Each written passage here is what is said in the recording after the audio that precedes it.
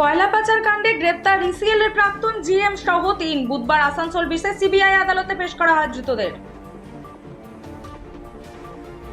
ফুটপাত দখলমুক্ত করতে প্রশাসনিক বৈঠক ক্যানিং পশ্চিমের বিধায়ক পরেশ রাম দাসের।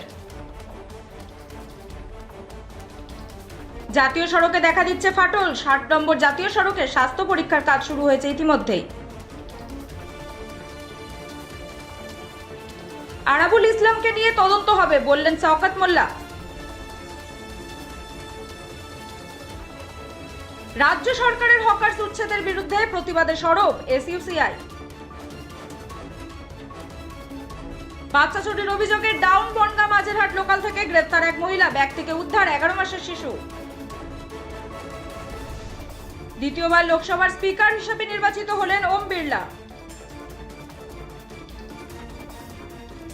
অবশেষে বর্ষার দেখা মিলবে দক্ষিণবঙ্গে, পূর্বাভাস হাওয়া অফিসে। ভাঙড় পুলিশের তোলাবাজির জের, দুর্ঘটনার কবলে পিকআপ ভ্যান। গাজা ইসরায়েলের বিমান হামলা, নিহত হামাসের প্রধান, ইসরায়েল হানিয়ার পরিবারের 10 সদস্য।